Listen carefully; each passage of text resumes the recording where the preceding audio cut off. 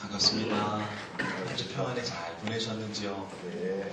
아유, 오늘 찬양을 통해서 쉼을 얻네요. 예수님께서 그때 그렇게 걷고 그렇게 돌아가셨구나. 우리 너무 아름다운 찬양을 저희들에게 전해준 우리 김 선생님께 박수 한번 드려도 되겠죠?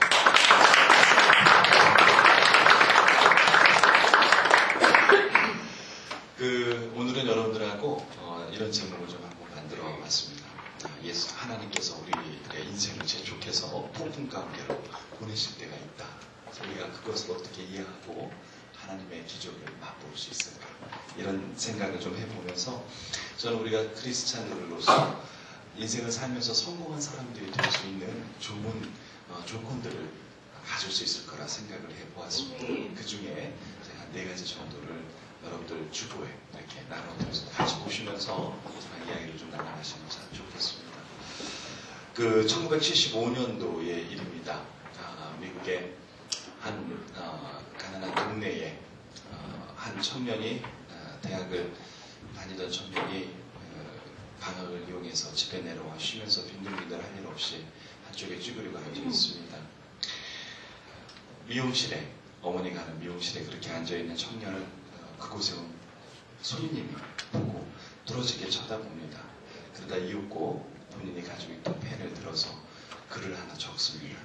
그 글에 이렇게 적혀져 있습니다. 우리 스크린에 여러분들 그 적었던 글을 함께 보시죠. You will speak to millions. You will travel the world and make the positive difference라고 썼어요. 이 손님의 눈에 그렇게 할 일 없이 앉아있는 한 청년의 미래를 바라보았던 것입니다. 너는 정말 수백만 명의 사람에게 이야기를 할 수 있는 사람이 될 것이다. 너는 이 세상을 여행하면서 긍정적인 변화를 만들어낼 것이다. 이렇게 얘기를 했습니다. 그 순간 이 대학생의 눈빛은 반짝였어요. 그리고 그때 적어준 그 쪽지를 버리지 않고 그의 지갑에 꼭 간직한 채 20년이라는 시간이 흐릅니다. 여러분들이 잘 아시는 덴젤 워싱턴의 그 이야기 한 대목을 제가 소개를 합니다. 여러분들 아시죠? 누군지? 한 청년에게 그 청년에게 전해준 그 말 한마디가 그의 삶을 바꾸고 정말 그 말대로 수백만의 우리 세계 사람들에게 그의 이야기를 들을 수 있는 기회를 마련하게 된 것을 생각해 보면 말 한마디가 참 굉장하구나. 어떻게 그분은 그 할 일 없던 청년의 미래를 예측하고 그렇게 음성을 들을 수 있었을까? 제가 너무 신기했어요. 하나님의 말씀하시는 그 음성을 소홀하게 생각하지 아니하고 전했을 때 그 청년의 삶이 바뀌었던 경험들을 제가 들으면서 깜짝 놀랐어요. 이런 경험들 살아오시면서 혹시 없으세요? 누군가의 말에 의해서 내 인생이 바뀌었던 경험. 저렇게 말똥말똥 보지 마시고 한번 돌아보세요. 내가 살아온 인생 가운데 이야기를 들었을 때 내 인생의 큰 변화와 다시 한번 삶에 대한 희망과 소망을 갖게 됐던 계기가 있으십니까? 저는 우리 크리스찬들에게 살아가면서 필요한 것 중에 하나가 이런 하나님의 기적을 내다보고 그 소망을 이야기할 수 있는 놀라운 능력이 좀 필요하다고 생각해요. 이것을 저희는 영성이라고 얘기하고 싶습니다. 하나님께서 말씀하신 음성을 들을 수 있는 자, 하나님께서 가지신 그 비전을 함께 볼 수 있는 자, 이들이 가지고 있는 것은 바로 영성입니다. 하나님께서 세상을 창조하실 때 생각을 해보아요. 하나님께서 이 세상을 창조하셨을 때 무슨 마음으로 창조를 하셨을까? 첫째 날은 뭘 만들고, 둘째 날은 뭘 만들고, 셋째 날은 뭘 만들고, 넷째 날은 뭘 만들고, 가만히 창세기를 떠들러 보니까 하나님께서 첫날 세상을 창조하셨을 때 어떤 일들을 그 마음속에 그리셨을까 생각을 해보았어요. 여러분들께서 생각하시기에 하나님께서 이 세상을 만드셨을 때 어떻게 생각을 하시며 그림을 그리셨을까? 이거 만들어 보니까 참 좋으니까 저거 만드셨을까? 저거 만들어 보니까 이것도 있어야 될 것 같아서 이것도 하나 더 만들어 보셨을까요? 놀라운 사실은 창세기에 드러난 하나님의 창조사의 계획은 한치의 오차도 없는 하나님의 비전에서 만들어 주셨다는 것을 제가 깨달아서 깜짝 놀랐어요. 그분이 가지시고 계셨던 그 그림은 완벽했어요. 그분의 그림 속에 있는 우리 이 세상의 모든 만물들의 존재하는 그 모습은 정말 아름답고 완벽했습니다. 그래서 첫째 날에 이것이 있어야 됐었고, 그래서 둘째 날에 저것이 있어야 됐었고, 그래서 셋째 날에 또 다른 것이 존재했을 때 마지막 날에 우리 인간들을 창조하시고 뭐라 그러셨을까요? 스스로 만족하셔서 야, 좋다 이렇게 하셨던 모습을 저희가 기억을 합니다. 저는 우리 지금 21세기를 사는 크리스찬들에게 이런 비전이 회복돼야 될 줄로 믿습니다. 이런 영성이 있어야 될 것 같아요. 우리 인생 한 사람 한 사람을 창조해 놓으시면서 가지신 하나님의 그 계획은요, 정말 완전한 것입니다. 우리가 이것을 인정할 수 있을 때 우리에게 세상을 볼 수 있는 또 다른 하나님의 눈이 열린다고 저는 믿습니다. 그분의 음성을 들을 수 있는 건 세상을 바라보는 눈이 바뀌는 것부터 시작한다고 저는 믿습니다. 여러분들께서 이런 마음을 가지신 우리 아트 공동체 한 분 한 분이 되시기를 간절히 소망합니다. 이런 것도 필요하지만 무엇보다 또 뭐가 필요해요? 저희가 크리스찬으로서 성공하려면 하나님을 믿는 믿음이겠죠. 어떤 믿음이에요? 확실한 믿음이에요. 그냥 믿음이 아닙니다. 확실한 믿음이 있어야 돼요. 제가 이런 질문하면 대답을 할 수 있는 사람이 많이 없어요. 왜냐하면 저 스스로도 어렵더라고요. 믿음이 있습니까?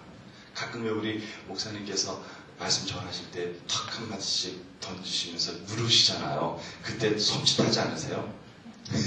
저도 앉아있다가 섬찟할 때 있어요. 한번 더 생각해. 믿음이 있습니까? 근데 그걸 어떻게 보여주실 겁니까? 믿음 있는 걸 남은 어떻게 알죠? 나만 알면 그게 지 믿음인지 어떻게 생각하세요? 한번 생각해 보게 되더라고요. 정말 내가 믿음이 있는가? 그러면 내가 믿음이 있다고 생각하는 그 믿음은 어떤 믿음인가? 그것이 어떻게 드러나고 어떻게 행해지며 남들에게 비춰지고 있는가? 생각하게 되더라고요. 그러면서 느낀 것은 이런 믿음이 아니라 무언가 하나님 아버지 앞에서 확신이 있는 믿음이 있어야 되겠다는 생각을 했어요. 여러분들은 어떤지 모르겠습니다만 저는 이 믿음에 대해서 얘기하면서 제가 순서를 이렇게 잡았었어요. 세상에서 가장 믿음 있는 삶을 살았다. 자신이 가지고 있는 확신을 쫓아서 살았다라고 생각하는 사람 중에 대표적인 인물이 21세기에 누가 있을까? 저는 스티브 잡스를 뽑아봤어요. 물론 크리스찬은 아니지만 그 사람의 삶의 배경은 또 이게 참 기구한 삶이에요. 여러분들 그 서점에 가시면 베스트셀러라고 해서 이렇게 두꺼운 자서전이 나와 있죠. 그 가운데 일부의 내용은 그 사람의 삶에 있어서 이 어린 시절을 유년기로 어떻게 보냈는지 이야기부터 해서 쫙 나와 있는데요. 정말 기가 막혀요. 원래 아버지는요, 유태인 쪽에, 그리고 어머니는 그 예수교 쪽에. 그래서 이제 결혼을 해서 낳은 자식이 아니라 사실은 연애하다가 생긴 자식이에요.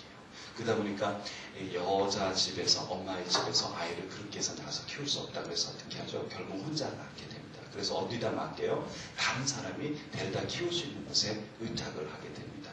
이렇게 해서 이 사람을 키우겠다고 나타난 것이 바로 가난한, 고등학교도 채 못 나온 부부인 미스터 미세스 잡스가 와서 내가 이 아이를 걷어서 키우겠다고 하게 됩니다. 그래서 나스네임이 스티브 잡스가 된 거예요. 정말 내가 이 아이를 데려다가 대학 교육만큼은 무슨 일이 있어도 시키겠다. 그래서 어떻게 해요? 그 약속을 지키고 대학을 보내게 됩니다. 어쨌든 이런 과정들 속에서 나중에 교회를 다니다가 떠나는 사건이 생기고 어디에 빠지냐면 여러분들 힌두교라고 불러요. 제가 그 명칭을 좀 까먹었는데 성불교, 죄송해요. 성불교에 빠져요. 그래서 이 사람이 육식을 안 하게 됩니다. 육식을 안 하고 하고의 문제가 아닌데 사람이요 적당량의 영양분들이 젊은 시절부터 공급이 돼야 되는데 이러다 보니까 채식주의가 된 거예요. 이 사람이 병이 들었을 때 이미 그 몸 안에는 어떻게 해요? 그 병을 이겨낼 수 있는 저항력이 한참 떨어져 있는 상태. 그래서 그 사람은 그렇게 간 것 같아요. 어쨌든 그런 종교에 매여져 있는 관계들이 그런 과정을 거쳐서 그 사람이 성장하고 이렇게 와서 만약에 이 사람이 정말 크리스찬으로서 뭔가 이 세상을 위해서 어떤 일을 했다면 그래도 역시 대견한 인물로 남았을 텐데 좀 아쉬움은 그 영역에서 있습니다. 어쨌거나 애플사라고 하는 거대한 기업의 그 CEO가 되어서 이 세상을 변화시키는 주도적인 역할을 했어요. 이 사람이 가진 모토는 딱 그거밖에 없어요. Simplicity. 아주 단순한 겁니다. 그리고 정교한 것에 굉장히 민감했어요. 어떻게 하면 물건 하나를 만들어도 그렇게 만들어야만 이 사람의 마음에 들었다고 합니다. 우리 스티브 잡스가 아이폰, 아이팟, 아이패드, 애플이라고 하는 그 상품을 단 이런 제품들을 하나씩 출시할 때마다 세계가 한 번씩 어떻게 해요? 업그레이드 되는 거예요. 업그레이드. 예. 한층씩 더 나은 삶을 향해서 가고 있는 듯한 이것을 주관하고 리더했던 리더자의 역할을 충분히 했다고 저는 생각을 해요. 이 사람이 이런 예화가 있습니다. 직원들이 막 열심히 연구해가지고선 이 아이패드라고 그래서 요만한 그 크기의 여러분들의 막 우리 자녀분들이 들고 돌아다니는 거 있죠? 그 작은 사이즈의 그런 제품을 만들었는데 처음에 이 직원들이 해서 열심히 연구해가지고 딱 가져오면 이 스티브 잡스가 이렇게 묻는다니까. 이것이 최선입니까? 네. 그때 그렇다고 대답을 직원이 하면 그걸 그대로 들어서 옆에 있던 금붕어 어항에다 통 넣어봅니다. 그럼 어떻게 하면 물방울이 뽀글뽀글 오잖아. 그럼 그만큼 공간이 비었다는 거예요. 그거 다 채워서 다시 가져오라. 이런 식으로 어떻게 보면 그 제품이 나오기까지의 과정들이 있었던 일화들이 소개가 되는 걸 봤어요. 이 사람의 마음속에는요, 자기가 만들고 내보여야 되는 그 잡의 마지막 최종 목표랑 확신이 있었어요. 그렇게 될 때까지, 그것이 완성될 때까지는 절대 예스라고 하지 않았습니다. 오케이라는 사인을 떨어뜨리지 않았어요. 그래서 제가 봤을 때는 이 애플이라는 회사가 스티브 잡스를 통해서 세상에 이렇게 그런 CEO가 한 번 더 나올 수 있을까? 이런 역사의 한 획을 긋고 간 인물 중에 하나가 있지 않나. 저는 그의 신념을 좀 생각해 보았어요. 그가 크리스찬이든 아니든을 떠나서 자기 영역에 대해서 이것만큼은 확실하게 내가 완성시켜야 되겠다라는 그 포기하지 않는 그 신념이 저희들에게 크리스찬으로에 있어서는 필요한 믿음이 돼야 된다고 생각을 합니다. 무엇을 위한 믿음이 우리에게 필요할까요? 그럼 저는 저희 어머니 생각을 또 하게 되는데요.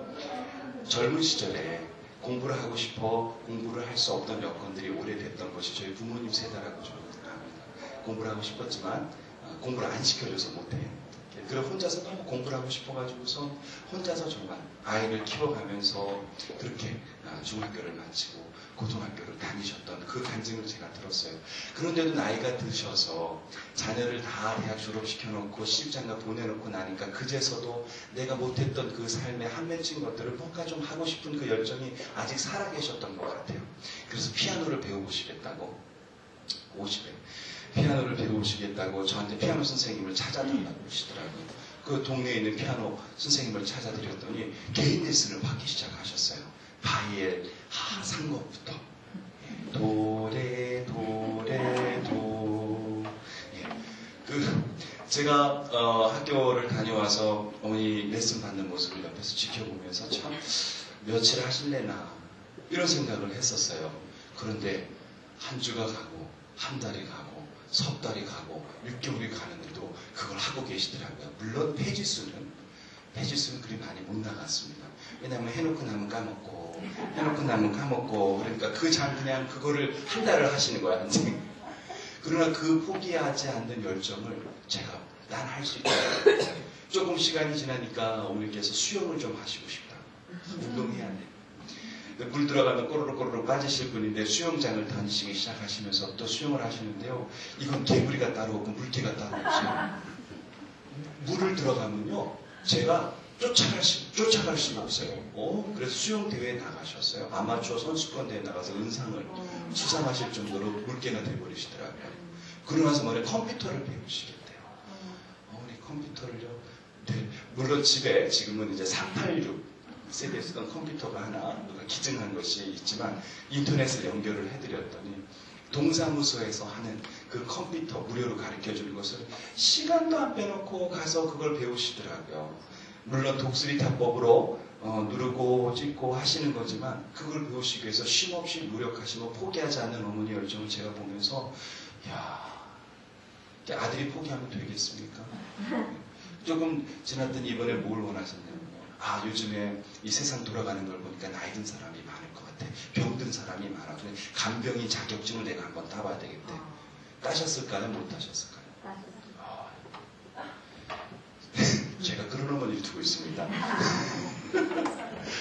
제가 뭘 배우냐면요. 야, 참, 이 환갑이 넘으신 그 연세에 그 열정과 포기 않는 저 확신과 신력이 어디서 또 생겼을까?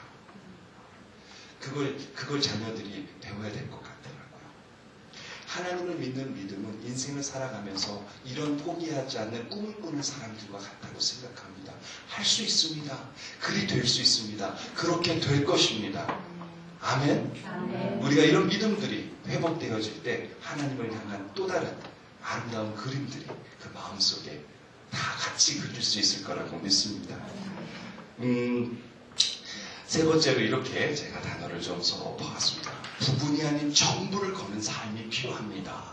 이것이 크리스찬으로서 성공할 수 있는 삶의 또 한 가지 조건이 될 수 있다고 생각을 합니다. 한 대학생의 간증을 제가 소개를 하겠습니다. 이 청년은요, 그냥 평범한 청년인데 여학생 친구 하나가 있는 것이 인생에 있어서 정말 큰 소원이었어요. 왜 나는 여자친구가 안 생길까? 왜 내겐 자매가 가까이 오지 않는 걸까? 늘 불안한 거예요. 나에게 무슨 문제가 있는 건가? 왜 이렇게 안 생기지? 그러던 어느 날 갑자기 기쁜 소식이 날아옵니다. 자매가 생긴 거예요. 여자친구가 생긴 거예요. 할렐루야. 너무 신났어요. 그런데 이게 잠시 그 불행했던 그 모습 같았는데 나중에 무슨 고민을 하고 앉았냐면요. 이제 그 여자친구가 나를 계속 좋아해야 될 텐데 그렇지 않고서 나는 남자한테 가면 어떡하나, 나를 사랑하지 않으면 어떡하나, 이제 이 고민의 불안감에 살더라고요.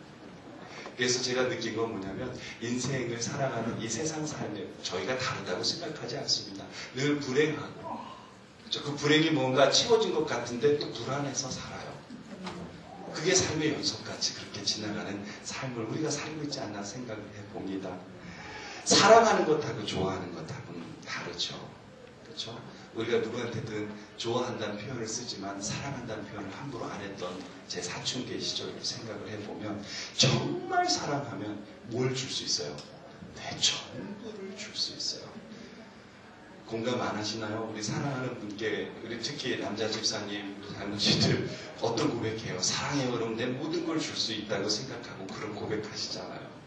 우리가 하나님을 사랑하는 것과 하나님을 좋아하는 것은 차이가 있다고 생각해요.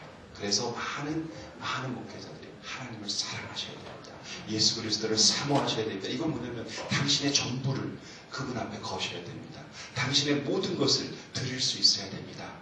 라는 고백과도 같지 않나 생각을 해보았습니다. 사도행전 3장 6절에 보니까 이런 고백이 있습니다. 베드로가 이르되 은과 금은 내게 없거니와 내게 있는 이것을 내게 주노니 나사렛 예수 그리스도의 이름으로 일어나 걸으라 하시고. 여러분들 이 제자에게 있었던 것은 돈이나 재물이 아니었어요. 그런데 분명한 것은 무엇을 주었습니까? 예수 그리스도를 주었어요.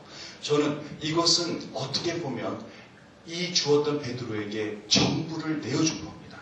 그의 삶 속에 예수 그리스도는 전부셨어요. 그 전부를 꺼내서 그에게 나눠줬더니, 그에게 내어줬더니 안진뱅이가 어떻게 됩니까? 일어나 걷고 뛰는 기적을 체험하게 되는 겁니다. 여러분들 삶을 통해서 어떤 인생의 기적이 일어나지 않는다. 내 주변에 왜 이런 일들이 일어나지 않을까? 한 번쯤 내가 줄 수 있는 전부를 과연 내어준 적이 있는가? 한번 돌아보았으면 참 좋겠습니다. 사람들이 말하는 역사 이렇게 얘기해요. 역사를 뭐라고 말하죠? 히스토리라고 얘기합니다. 저는 그걸 이렇게 해석을 했었어요. 히스토리, 히스토리. 제가 H자를 대문자로 했어요. 왜 그랬을까요? 그렇게 하면 누구를 얘기해요? 하나님의 이야기라는 게. 그걸 제가 또 한 번 바꿔봤어요. 어떻게 해요? He is story예요. 무슨 얘기냐면 그가 역사예요. 그가 이야기의 중심이에요. 우리 인생에 있어서 그가 전부가 되어졌을 때 그 역사는, 우리가 다시 말하는 그 역사는 새롭게 쓰여질 수 있지 않을까.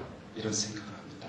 인생을 살며 그렇게 믿음을 갖고 세상을 보는 것, 이것이 하나님을 향한 바른 믿음이 아닐까 생각을 해봤습니다. 믿음은 보이지 않는 것을 믿는 것, 이렇게 우리가 표현할 때가 많지 않습니다. 저는 오히려 이렇게 생각을 하고 적어봤어요. 믿음은 보이는 것을 믿는 것이 아니라 믿음을 가지고 보는 것을 믿는 것입니다.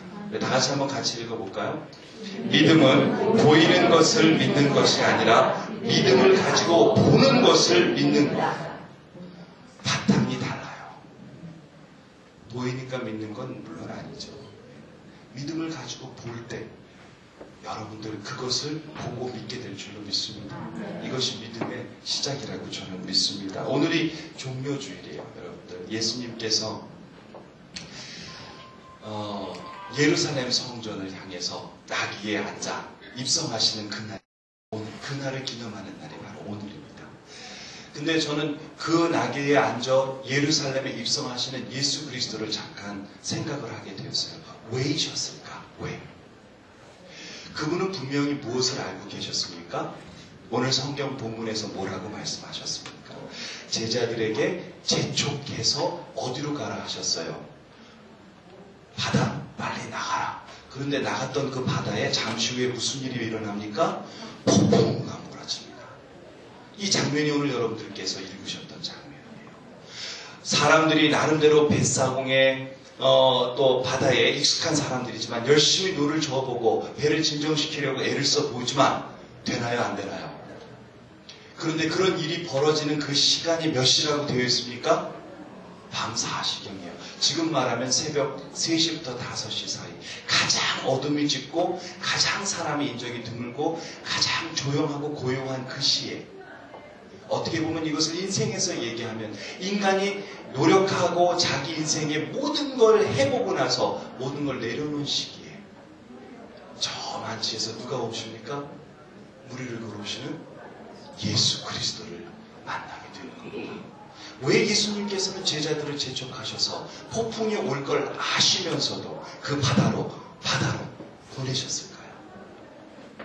저는 그 예수님께서 왜 그것을 하셨는지 제자들이 그 기적을 체험하면서 깨달았을 거라고 믿습니다. 오늘도 이런 사건이 동일하게 일어납니다. 어떻게 해요? 예수님께서는 당신의 인생이 결국 십자가에 달려 죽음을 맞이할 걸 아시면서도 그 걸음을 재촉하셔서 예루살렘 성전으로 향하셨어요. 왜이실까요? 그렇게 해서 십자가에 달려 돌아가시지 아니하면 우리 모두가 하나님의 아들과 딸 된 권세를 회복하지 못할 걸 아시기 때문에 그 걸음을 재촉해 가신 거예요.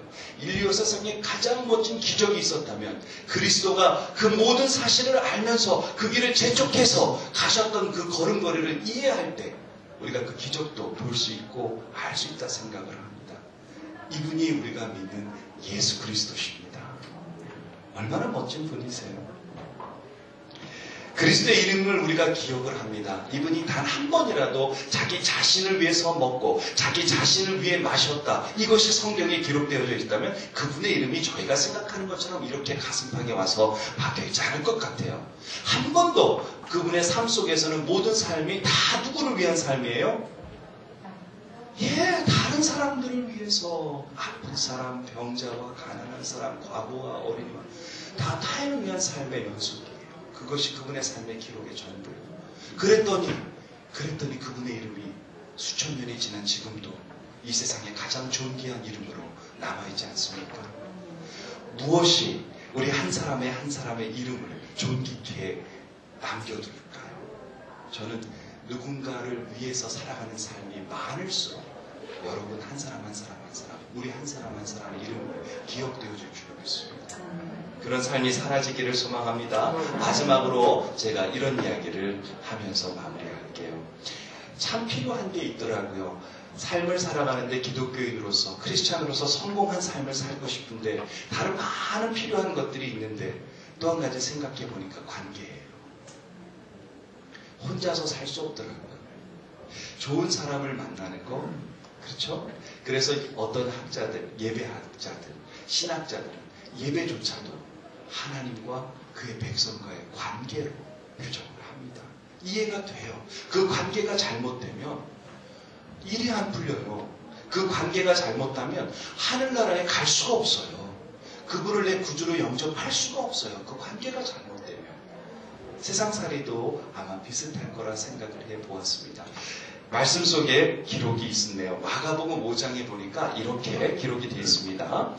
회당장 야이로의 딸을 살리시러 딱 3 제자만을 선택하시는 우리 예수님께서 말씀하시고 선택하시는 장면이 나옵니다. 특별히 37절에 이렇게 기록하고 계세요.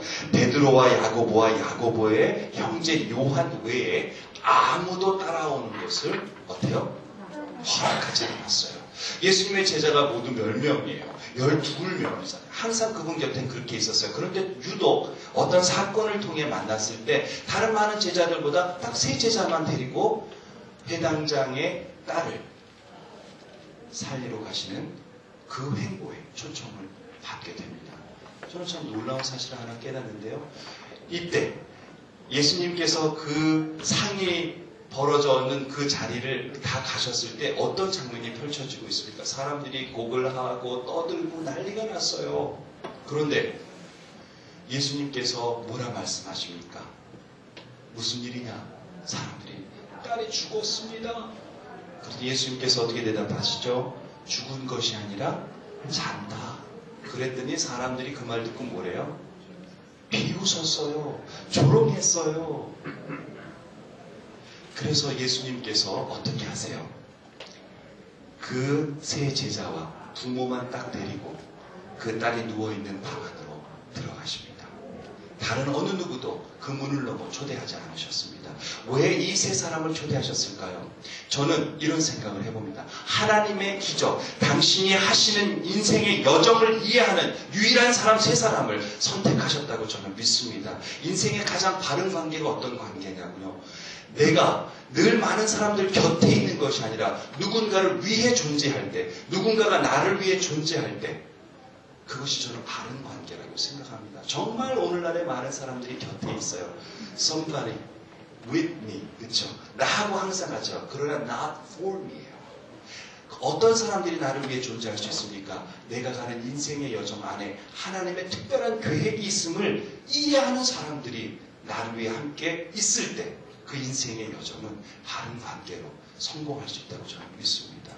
예수님께서는 이것을 정확하게 알고 계셨어요. 다른 어떤 사람도 오지 못하게 하셨어요. 그리고 그 기적의 문, 그 안을 넘어갈 수 있는 자는 딱 선택해서 데리고 들어가셨어요. 모든 제자가 아니셨습니다. 여러분들이 이런 것들을 통해서 우리의 삶에 있어서 그리스도 앞에 선택받은 하나님의 아들, 딸들이 되어주시길 소망합니다. 그 기적의 현장에 하나님께로부터 초청받은 그 기적의 문을 넘어서 하나님께로부터 인정받은 우리 한 사람 한 사람 되기를 간절히 소망합니다. 그런 아득교회가 되었으면 좋겠습니다. 한 가지 소식을 더 전해요. 여러분들 신약성경에 많은 노래들이 있는데 제가 제일 좋아하는 노래가 바로 마리아라고 하는 이분, 예수님을 잉태했던 어머니의 노래를 들었을 때요. 이 마리아가 하루는 엘리사벳이라고 하는 사촌의 집에 축하를 해주러 갑니다. 누굴 임신하고 있었어요? 요한을 임신하고 있었어요. 그런데 놀라운 사실은 성경에 보니까 누가복음 1장 41절부터 42절에 이렇게 기록이 되어져 있습니다. 엘리사벳이 마리아의 무난함을 들음에 아이가 복중에서 뛰노는지라. 엘리사벳이 성령이 충만함을 입어 큰 소리로 불러가로되 여자 중에 내가 복이 있으며 내 태중의 아이도 복이 있도다. 여러분들 누군가가 다가왔어요. 그런데 그 다가온 소식에 복된 소식, 그 기쁨을 복중에 아이가 느낀 거예요. 아이가 뱃속에서 뛰어놀아요. 놀라운 사건들이 성경 속에 있어요. 그러면서 역시 참 아름다운 관계가 아닌가. 엘리사벳과 마리아의 관계를 보면서 이런 관계들이 하나님께서 만드시고 성령이 충만한 관계로 성경에서 우리에게 소개하고 있지 않나 생각을 해보았습니다. 도대체 어떤 관계가 복중에 있는 아이가 뛰놀게 하는 그런 기적을 체험케 하는 관계가 될 수 있을까요? 성경 속에서 우리에게 드러나 있는 많은 관계들 가운데 이런 관계들이 서로가 서로를 연결할 때 우리가 그리스도 안에서 형제요 자매라고 하는 개념이 새롭게 거듭나고 회복될 거라고 저는 믿습니다. 이런 복을 누리시고 이런 기쁨을 전해 주시는 한 사람 한 사람이 서로에게 되어 주시기를 간절히 소망합니다. 우리 아트 공동체 한 분 한 분은 그런 관계 속에서 세상을 성공하는 하나님의 아들 딸들이 되어 주시기를 간절히 소망합니다. 우리 그런 마음을 담아서 찬송 하나님께 올려드렸으면 좋겠습니다. 여러분들 가지신 찬송가 151장. 저는 하나님께서 우리 인생을 돌아서 지사님 저희들과의 이 멋진 관계를 세우셨어요. 무엇을 통해서? 십자가를 통해서 하나님께서 길을 여셨어요. 우리가 다가설 수 없는 관계, 우리가 만들 수 없는 우리 힘으로 어떻게 회복할 수 없는 그 관계에 예수님께서 십자가를 통해 그 길을 여시고 우리가 그분과 다시 관계할 수 있도록 허락해 주셨습니다. 그 관계는 어떤 관계예요? 복된 관계예요. 기쁜 관계예요. 오늘 우리에게 주시는 이 소식이 우리 삶 속에 매일같이 복되고 기쁜 소식처럼 자리 잡기를 소망합니다.